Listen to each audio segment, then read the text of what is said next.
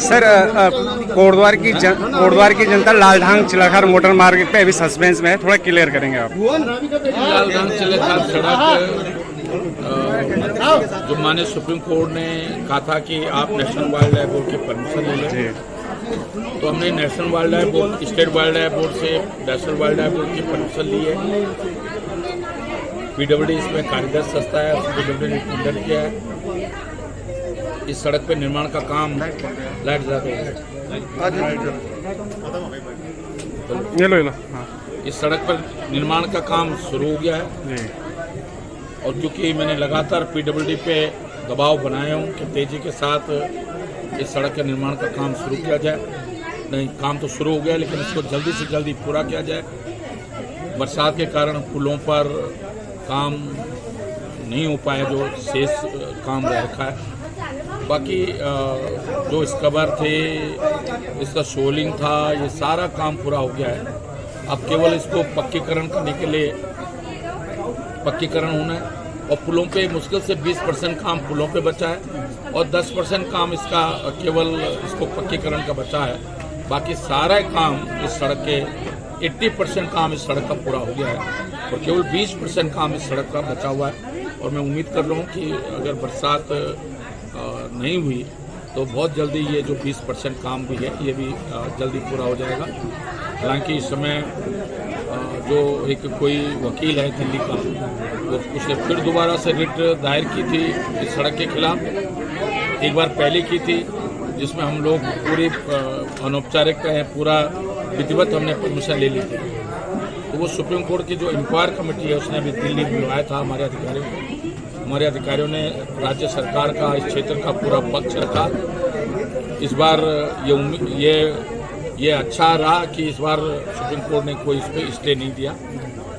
जैसे पिछली बार supreme court ने काम रोकने का आदेश किया था, इस बार जब रिट दायर हुई है, जनहित याचिका दायर हुई है सुप्रीम कोर्ट में, तो क्योंकि कुछ लोग नहीं चाहते हैं, कुछ लोग नहीं तो दिल्ली के वकील को यहाँ की सड़क से क्या लेना देना। बार बार जो सुप्रीम कोर्ट में जा रहा है, कभी एनजीटी में कभी हाई कोर्ट में जा रहा है, उनको क्या लेना देना है यहाँ से। लेकिन कुछ हमारे ही कुछ साथी जिनको लगता है कि इस सड़क बनने से हरक सिंह रावत का नाम इतिहास में अमर हो जाएगा, वो लोग जानबूझकर इस तरह की कोशिश कर रहे हैं हमेशा। लेकिन ईश्वर की कृपा से, सिद्धबली बाबा के आशीर्वाद से हम सारी बाधाओं को पार करते हुए हमने 80% काम करा दिया। सिद्धबली बाबा का आशीर्वाद रहेगा तो हम 20% काम जो शेष रह रखा है उसमें भी तेजी के साथ काम चल रहा है। सर आपके मैनिफेस्टो में 17 में 5 मुद्दे अहम थे, उनमें से एक मुद्दा आपने पूरा कर दिया, लालढांग चिलाखार। मेडिकल कॉलेज का भी काम हमारा 400 करोड़ रुपए का, 300 बेड का जो हॉस्पिटल है स्वीकृत जरूर सुरेंद्र सिंह नेगी जी के समय में हुआ था, लेकिन उस पूरी बिल्डिंग को बनाने के लिए पूरा पैसा मैंने दिया है। उस पर चिकित्सकों के पद सृजित हो गए। मेडिकल कॉलेज के लिए 300 बेड का हॉस्पिटल जरूरी था, वो हमने पूरा 300 बेड का आईसीयू और पूरा हमने बना लिया है। जो कुछ कमियां बची थी तो 5 करोड़ रुपए मैंने अपने पर्यावरण बोर्ड से बेस हॉस्पिटल के लिए दिए हैं, जिससे कि ऑक्सीजन 5 जनरेटर हमारे बेस हॉस्पिटल में हो गए हैं। ये पहला हॉस्पिटल होगा जिसमें 5 बड़े जनरेटर 250 किलोवाट के जनरेटर आज हमारे बेस हॉस्पिटल में। लगभग 50 डॉक्टरों के पद सृजित हो गए, जिसमें 40 डॉक्टर इस समय कार्यरत हैं। और आईसीयू बेड भी 200 के आसपास, हमारे 30 बेड के आसपास आईसीयू हैं, 10 बेड चाइल्ड के आईसीयू हैं, गाइनो में भी 5 बेड आईसीयू हैं और लगभग हम 20 बेड और हम आईसीयू के बना रहे हैं। और इसी तरह ऑक्सीजन हमने लगभग हम आईसीयू में सभी जगह ऑक्सीजन दे रहे हैं और पूरे 200 बेड तक हम ऑक्सीजन देने की हमने व्यवस्था कर दी है। उसलिए ऑक्सीजन प्लांट भी हमारे तैयार हो गए हैं, वो चल रहे हैं। अब हमारा मेडिकल कॉलेज का जो काम है उसको भी मैं सोचता हूँ कि उसको टीएससी हो रही है और बहुत जल्दी मौके पे हम उम्मीद कर रहे हैं कि अक्टूबर लास्ट में या नवंबर फर्स्ट वीक तक हमारा धरातल पर मेडिकल कॉलेज काम भी शुरू हो जाएगा। आज आपने प्रकाश टमटा जी को प्रदेश कार्यकारिणी में लिया है और आज समारोह में आए, उनके लिए क्या कहेंगे? देखिए, प्रकाश टमटा जी और हमारे यहाँ के लोग बहुत ही सामाजिक हैं। यहाँ गरीबों के समस्याओं को लेकर लगातार मेरे पास प्रदेश सरकार के पास ये लोग आते हैं और आज इसीलिए पहले परशुराम जी को हमारी पार्टी ने बहुत सम्मान दिया। आज प्रकाश टमटा जी को, नवल किशोर के यहीं के नौजवान को, नवल किशोर को जिलाध्यक्ष बनाकर सम्मान दिया। आज प्रकाश टमटा जी को हमारी पार्टी ने प्रदेश कार्यकारिणी का सदस्य बनाकर, ये मैं सोचता हूँ कि ये प्रकाश टमटा का सम्मान नहीं है, ये हर उस अनुसूचित जाति के व्यक्ति का सम्मान है, हर उस बहन का सम्मान है कि ये भारतीय जनता पार्टी किस तरह अनुसूचित जाति के लोगों को सम्मान देने का काम करती है। तो ये मैं सोचता हूँ बहुत बड़ी उपलब्धि मैं सोचता हूँ कि इस क्षेत्र के लोगों को जिस तरह भारतीय जनता पार्टी लगातार सम्मान दे रही है, इससे हमें गर्व होता है। सर लास्ट बस, आपके पास ऐसा कौन सा मंत्र है कि जो आप जिस भी विधानसभा में जाते हो जीत हासिल कर लेते हो? इसलिए नहीं जीतता हूँ कि मैं कोई बहुत बड़ा नेता हूँ या कोई मैं बहुत बड़ा उद्योगपति हूँ।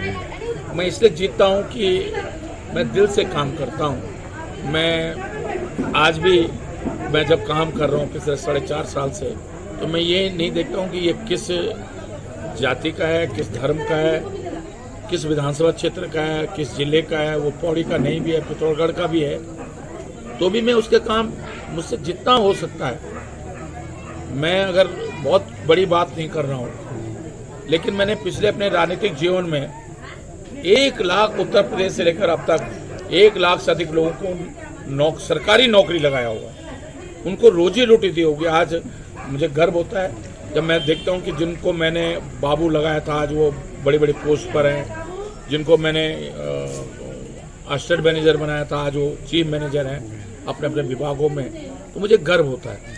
तो ऐसे मैं सोचता हूं कि मैं गारंटी के साथ कह सकता हूं 1 लाख से अधिक लोगों, मैंने अकेले पिछली बार जब मैं सैनिक कल्याण मंत्री था तो 22,000 लोगों को मैंने उपनल के माध्यम से नौकरी देने का काम किया। बिल्कुल सही बात है। बरसार विश्वविद्यालय, Srinagar medical college, Doon medical college, मंडी,